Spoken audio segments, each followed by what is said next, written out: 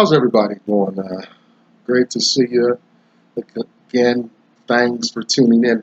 It's day 239, 365 days toward racial change. My name is Tom Lynn's Nyback.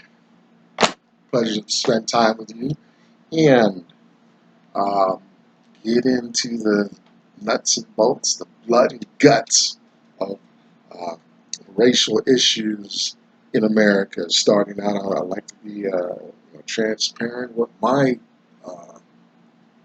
this project came about because it, it was it was a timely introduction um, because my life, I kept getting stuck on a jag in life, and I was not educated properly to understand and know that my skin color impacted, held a lot of sway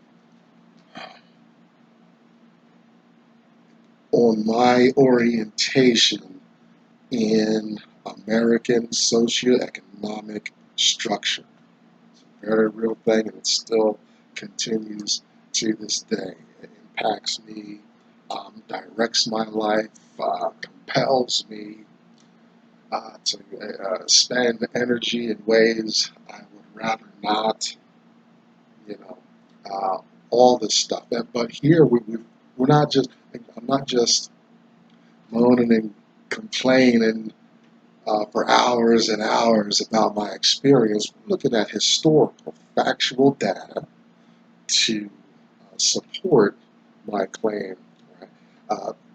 The black mind needs to understand that these resources are out there and exist. There's plenty out there. You know, I say this, I stay on it. Sometimes my motivation is challenged and comes at a price because the media does not readily show the disadvantaged condition of black people. On top of that, I'm not as close to and a part of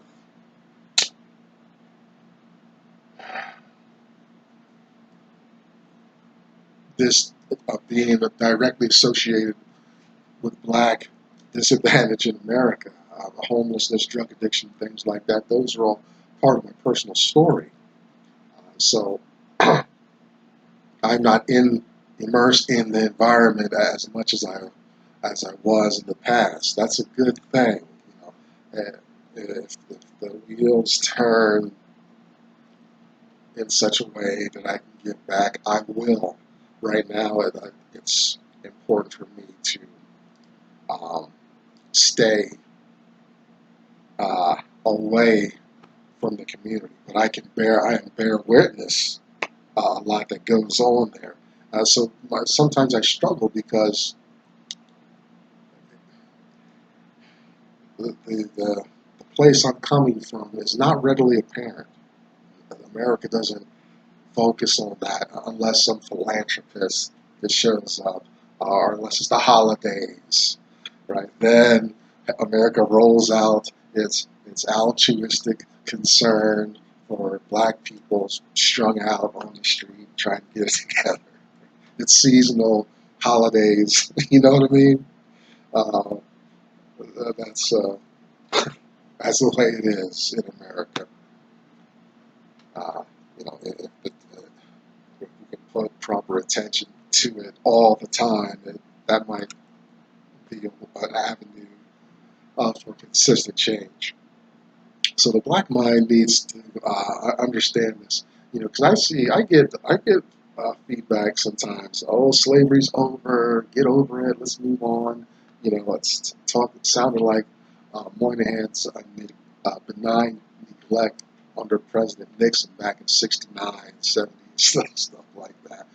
We can move on from this now. We had the '60s riots, bloodshed, and all this stuff.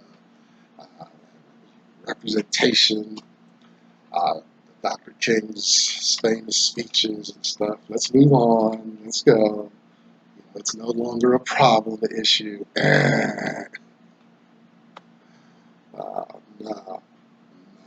was born a few years after kind of the height of those issues,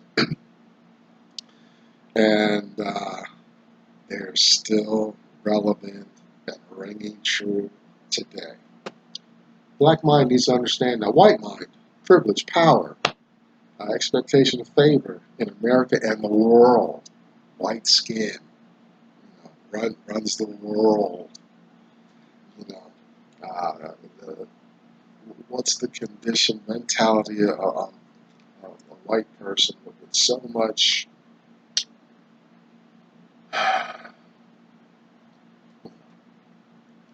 their lives. I envy that white life that you know, understands finances, can talk um, about a lot of things that I've surrounded myself with white mentors who I love very much and respect. That they, because the black community did not offer me some sound advice about the higher structures of how America works and stuff like that. I turn to where the source is.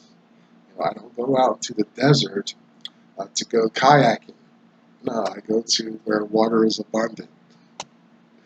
And my source is white people, so I do that. So whoever's watching this, this is not black propaganda and hate and stuff like that. There are other places for that. We're just looking at historical, factual information. So when we talk about white folks and their privilege and power, those are factual, historical conditions for white people in general. Right? Yeah, we got black folks, we got Oprah, Michael Jordan, President Obama. We got some people there, but how do we get that experience to be normative for black folks? It is for white folks. Do white folks understand that and appreciate that? Look, I'm not, like I said, I have extracted myself from the black community, but because of the space I'm in, I just see a lot of white people doing well, and what is that like? What's it like to have less worries and cares than other people around you on the planet? The ease of movement. These are the power dynamics that go right back to the beginnings of this country, roots of slavery, and all this stuff that are still existent in today. One of my favorite shows is Planet of the Apes, and one of the apes asked. He said he was intrigued because the human astronauts are running around the Planet of the Apes, and the apes are like presented with smart humans that can do stuff and think, create large buildings and stuff like that. And so the one ape he's intrigued by the potential of the humans, because the humans indigenous to the time and planet are slaves to the apes, powerless. But the ape says, "What's it like to be human?" and stuff like that. And Planet of the Apes, what's early '70s, whatever. So there's a racial dynamic overall. But back to the point, white communities' expressions of power and favor. How does that figure into their lives? I'm of the mind, boy, I think they should have some humility about being able to.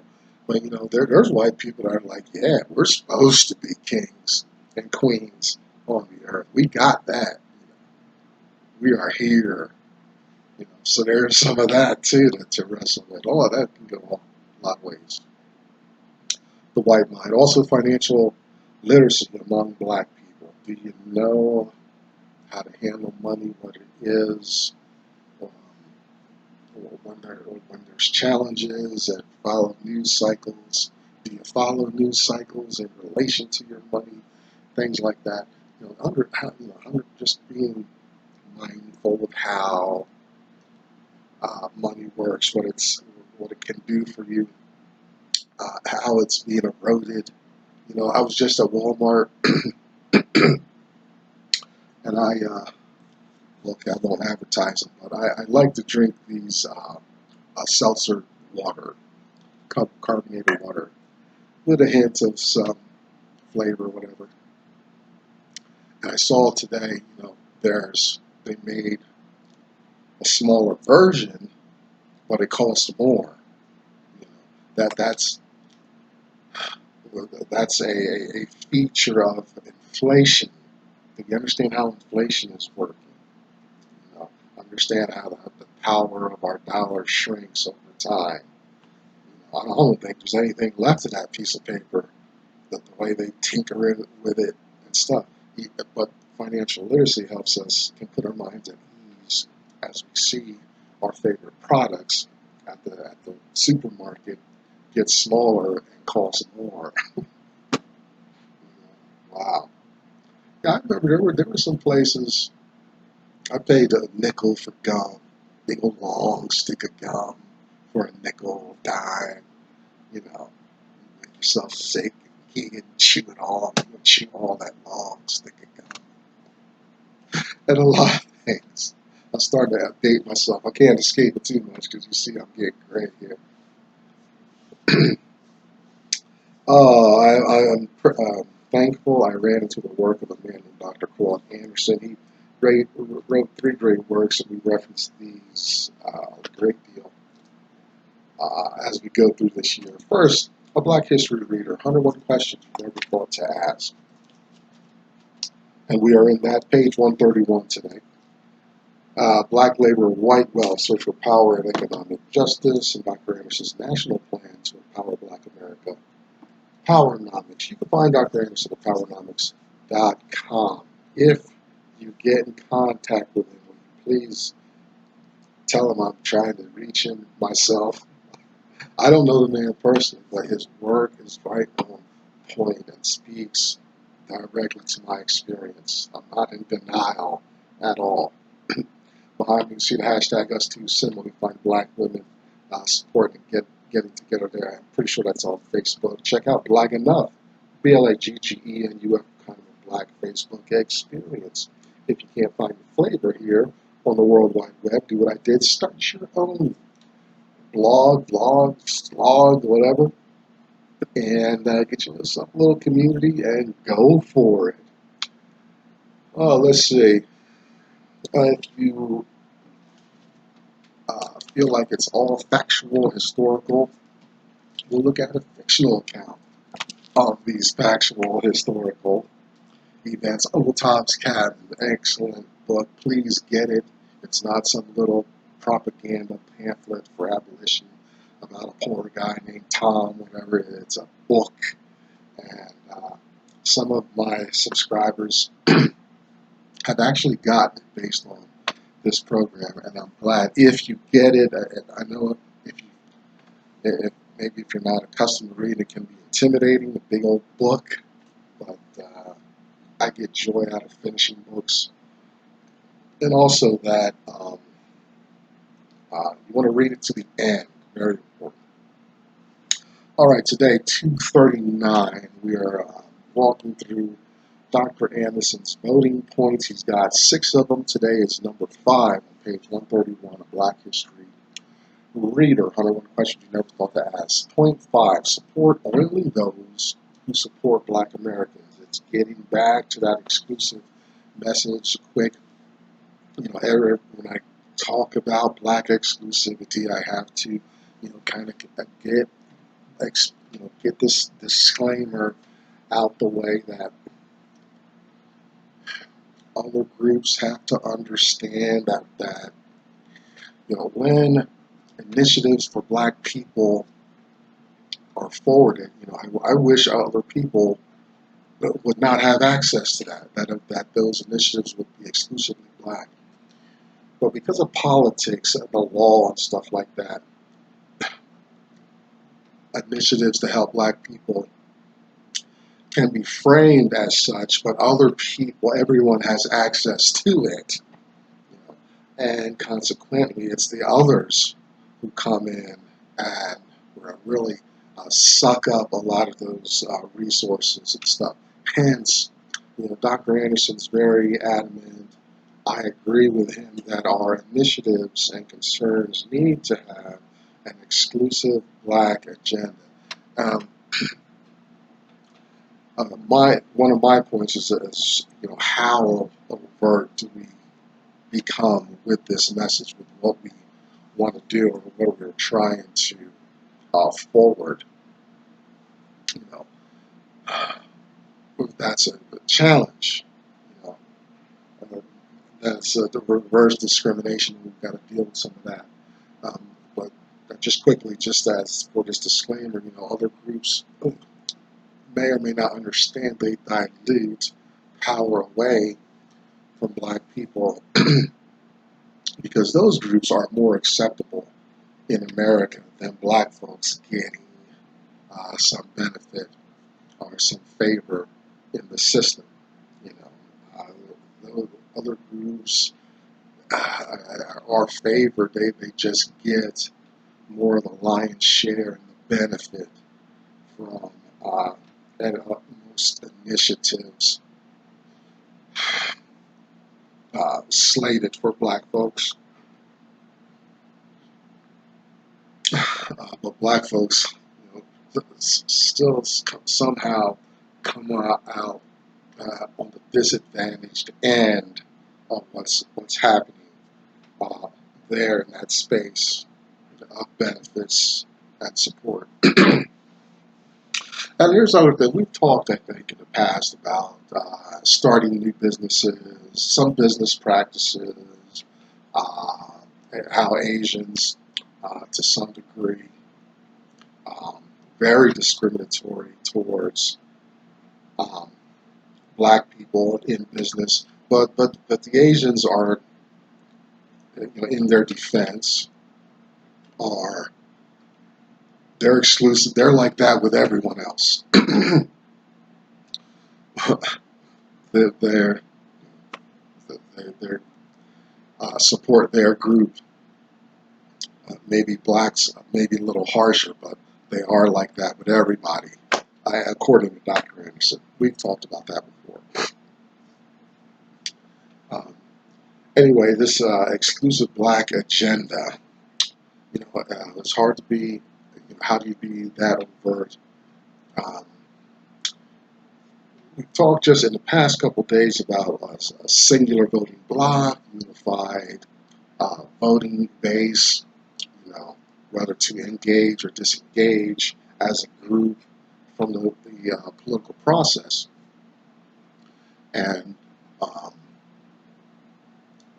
that could be that message of exclusivity implied rather than overtly stated. This is a black thing and all that. But Dr. Anderson, I feel he does want it to be, us to be very free, vocal, as of some other groups, white nationalists, and some of those groups are very transparent about their agenda for their group.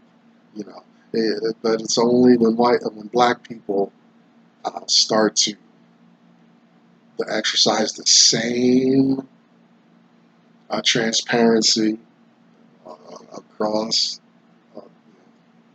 various levels, media, economics, and things. Well, when it starts to hint at that, suddenly red flags go up. Suddenly there's concern. What are black people doing? But we're doing the same damn thing that white folks are doing, right? You know, the president is buddy with this O'Bannon guy. You know, you don't see any restrictions placed on him and his agenda or what he's moving forwarding and supporting in America. He's buddies with the president above all else. You know, we don't question O'Bannon's loyalty and uh, give him the third degree when he's um, called out publicly uh, about his thinking and his mind.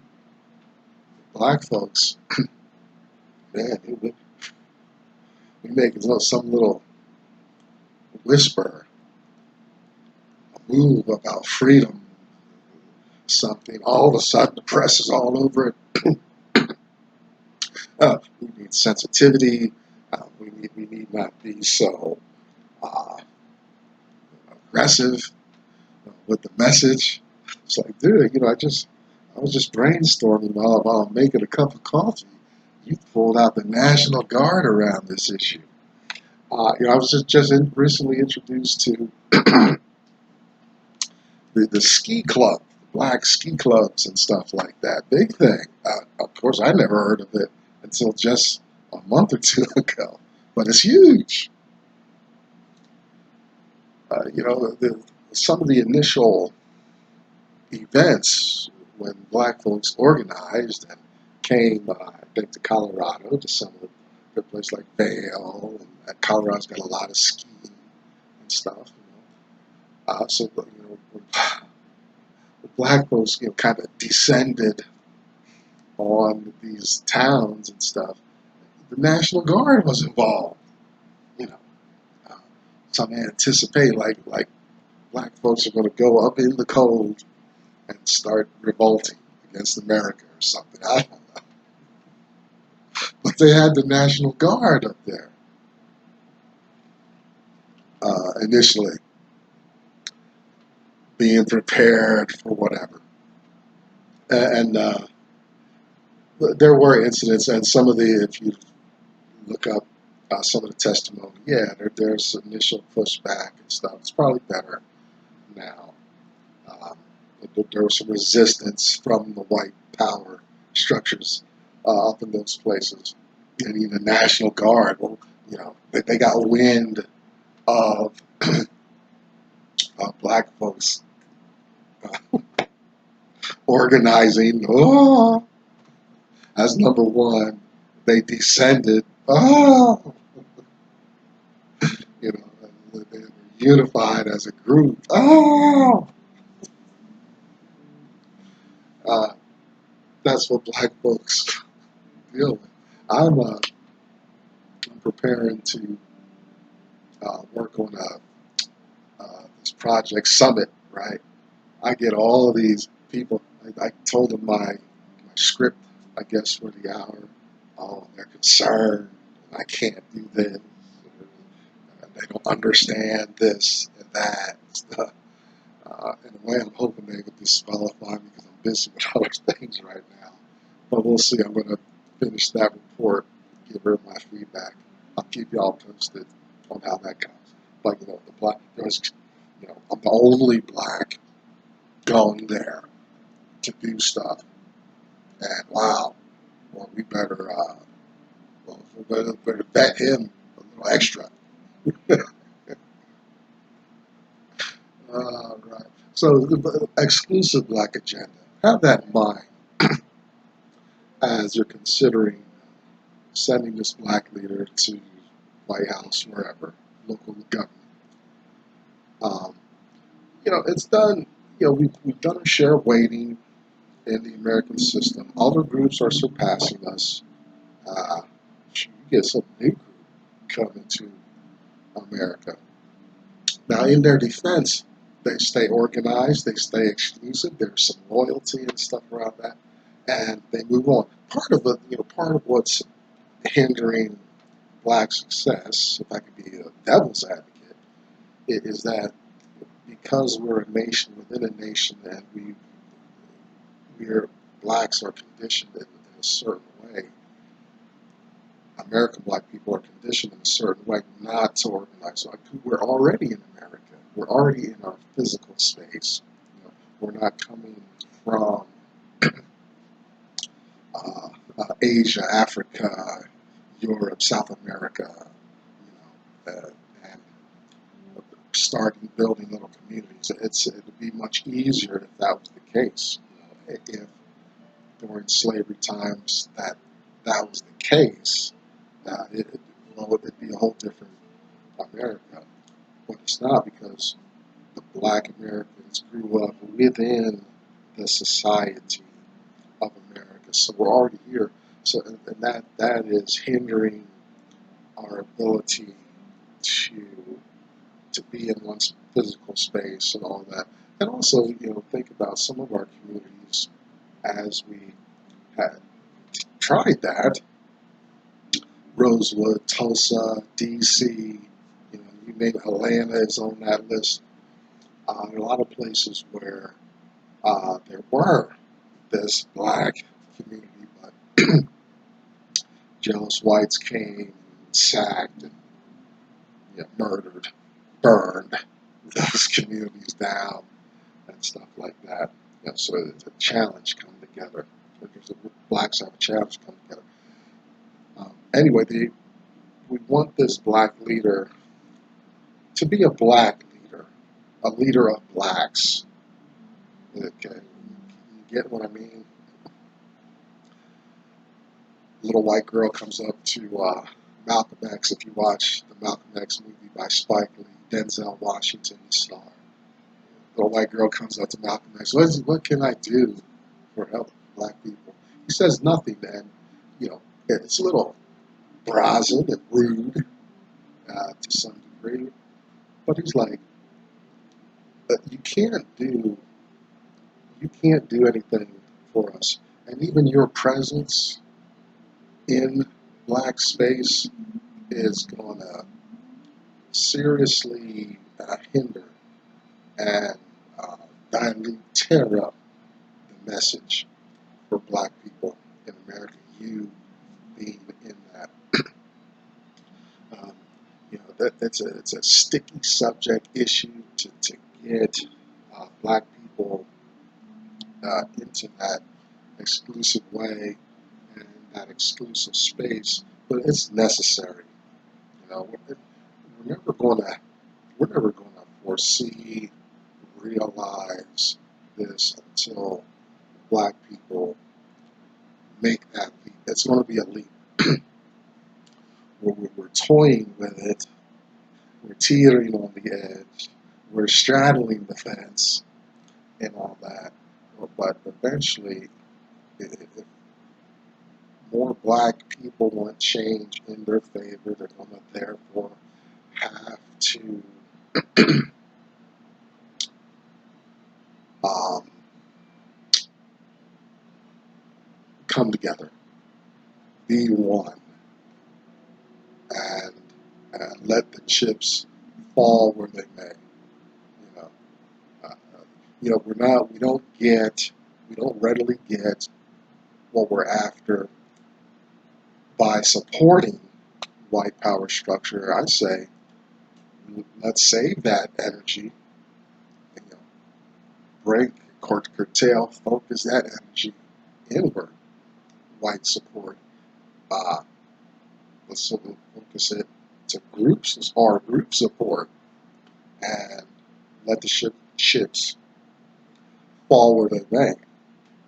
They're not falling in our favor now as we support whiteness, American systems, politics like that. So let's do an exclusive black thing, and let's do it until we know it's not feasible, not viable. Um, there's some commitment, so that if we let go of the issue, uh, we know in our hearts we did everything we could to become competitive and fail. I don't think that would happen. I think there'd be very positive outcomes to an exclusive black group in harmony with the socio-economic American landscape, not militaristic or things like that, hate and whatnot that some of these white groups engage in. But just, hey, we're black people. What do you want? How can we help you? How can you benefit us? You know, competitive, mutual sharing of power. Not this black people down here, other groups up here thing. I'm out of time. Time was not back. 365 days towards racial change. We are marching on. That's day 239. Out of the way. Come back and see me tomorrow, please. Namaste.